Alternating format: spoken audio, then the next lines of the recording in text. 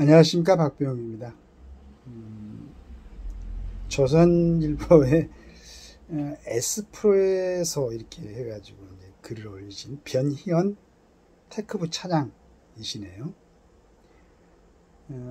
안락사냐 영생이냐 그것이 문제로다. 이걸 제가 이제 읽어보고 참 에스프레소 커피만큼이나 좀 씁쓸하기도 하고 좀 뭔가 이제 뭐 걱정도 되고 이제 그런 생각을 하면서 읽어봤습니다. 감기를 2주간 앓아서 기력이 떨어진 몸에 장염과 이염이 한 번에 덮쳤다.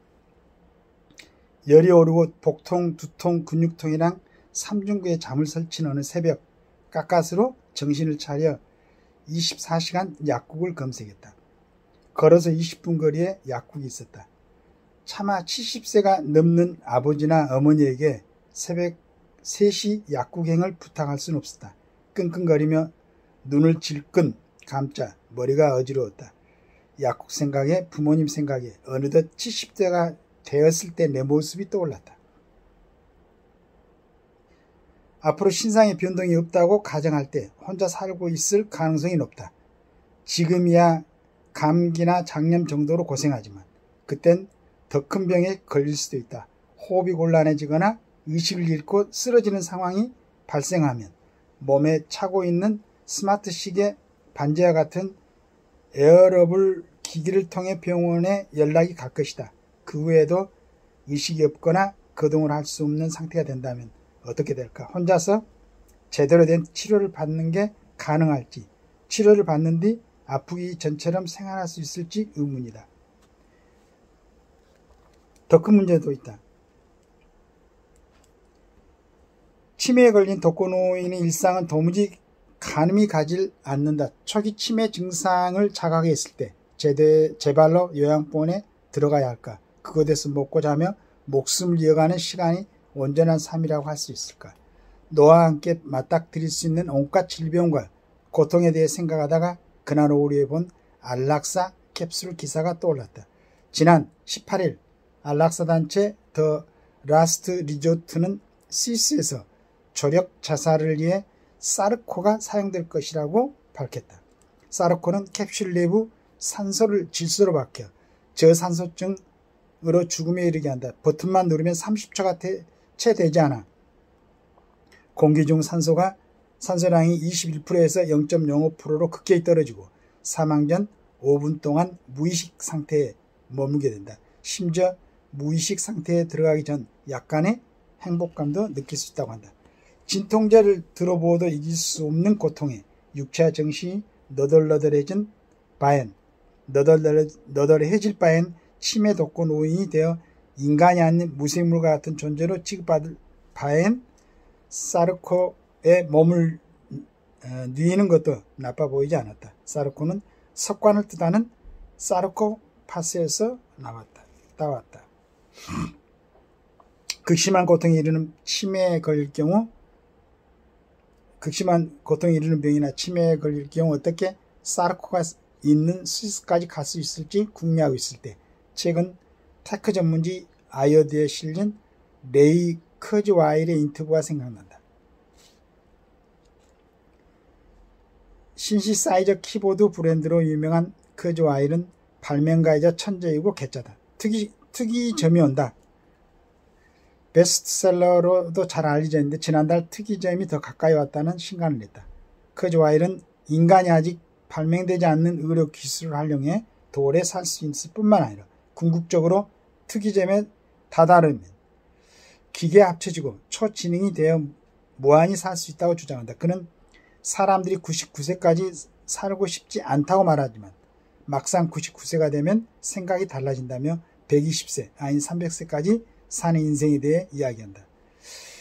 AI의 발전에 따라 신약과 치료제의 개발 속도는 비약적으로 빨라질 것이고 40년, 50년 후에는 보편화될 반려 로봇이랑 함께라면 노인 혼자서도 안전하게 살 수 있을 것 같다. 사르코에 들어가려고 했던 늙고 병든 나의 육신은 어느새 AI의 한 몸이 되어 생의 감각을 느끼고 있었다. 사르코와 커즈와일 사이를 수없이 오간 밤을 보내자 투고 열이 식었다. 정신을 차리고 일어났을 때 둘 다 잊어버린 채 앞으로 술을 줄이고 운동도 시작하자는決心만 떠올랐다. 안락사도 영생도 선택할 수 있는 세상이 다가오고 있지만 일단 지금 할 수 있는 것부터 하는 게 최선이다. 그렇게 뭐 우리 변희원 차장이 생각을 먹었다고 그러니까 아주 다행인데 이걸 읽으면서 좀 씁쓸하기도 하고 걱정도 되고, 저도 이제 우리 변희원 차장이 나이가 어느 정도 된지 모르겠는데 그 좀 관여는 딸이 있어가지고 뭐 이렇게 뭐 가까이 있긴 하지만은 갑자기 좀 아프다 그러면 얼마나 걱정이 되고 또 뛰어가 봐야 되고 이런 거 가끔씩 이제 했었는데, 이러면서 가까이에서 챙겨줄 수 있는, 마지막까지 둘이 같이 갈 수 있는 그런 선택을 좀 했으면 하는 바람이 있는데, 우리 변희원 뭐 이 차장도 특별한 변화가 없으면 그냥 혼자 있을 것 같다는 느낌을 여기다 이제 얘기를 해놓은 것 같은데, 물론 이제 그 얘기도 있겠지만은 아까 얘기한 뭐 사르코, 이제 그 다음에 크즈와일 뭐 이런 걸 갖다가 한번 설명하려고 본인의 잠깐 어떤 그걸 갖다 해놓을 수도 있는데, 요즘 참 걱정이 되죠.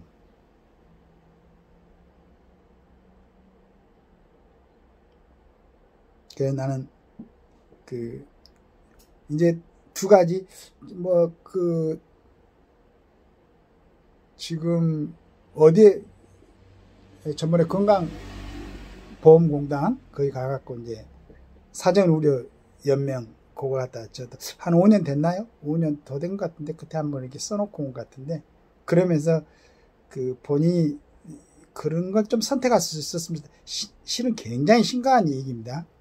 뭐 나이 먹어가면서 아프거나 특히나 치매 같은 거 했을 때, 치매 같은 것은 이제 급격하게 바로 오는 건 아니니까 서서히 오는 거니까 일정 연령이 지난 사람에게는, 예를 들어서 뭐 65세가 지난 사람이다 이런 사람들은 혹시 이제 그런 게 왔을 때는 본인이 선택할 수 있는, 시스까지 가지 않더라도 본인의 어떤 그 삶에 지금까지 살아왔던 그런 부분이 굉장히 그냥 훼손되고 이제 주변의 사람들한테 지금까지 꾸려왔던 그 사람의 모습이 완전히 우습게 되는 거죠. 뭐 치매나 이렇게 와버리면 그때 조금 그래도 정신이 남아있을 때 본인이 선택할 수 있는 거, 물론 이제 나중에 뭐 커즈와 이렇게 하고 AI로 뭐 보조를 받고 여러 가지로 하는 삶도 있을 수도 있겠지만은 그 전에 우리나라도 뭐 스위스처럼, 스위스였습니까 아까 하는 데가 그런 게 인정이 되는, 지금 말해서 안락사 제도가 인정이 되는, 그건 좀 통과됐으면 좋겠어요. 그렇게 해가지고 인위적으로 뭐 여러 가지 기계 이런 걸 갖다가 받아가지고 오래 사는 것도 중요하지만은 그냥 일정 이상 나이가 된 사람들은 자기가 그래도 판단할 수 있을 때 좀 기존에 살아왔던 자기 모습을 그대로 유지한 채 생을 마감할 수 있는 그런 제도가 됐으면 좋겠어요. 이제 이건 이제 제 얘기는 이제 부차적인 얘기고, 우리 변희원 차장이나 내 주변에 있는 또 이렇게 아까운 젊은 분들이 그래도 좀 좋은 선택을 해서 항상 주변에 서로를 지켜줄 수 있는 그런 짝을 구해가지고 행복하게 살기를 기대합니다. 오늘 좀 아침에 좀 이런 또 글을 읽고 이런 글을 남기게 되어 있습니다. 감사합니다.